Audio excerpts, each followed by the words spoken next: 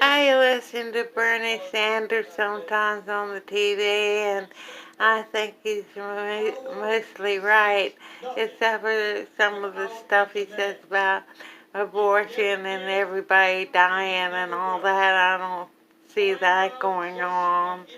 And except for what he says about people getting picked up by a van. Where's the van? They never tried to pick me up, and it's a wonder they didn't, but they never did. They did try to put stuff on my website that says that your website is being under surveillance or something like that, which was silly. And, well, maybe it's not silly, maybe it was the truth, but I don't know how it can be under surveillance.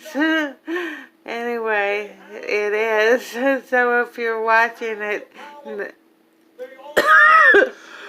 own the White House, they own much of the media, but they don't own excuse us. me. Know that. Well, I better get off here. It's making me cough.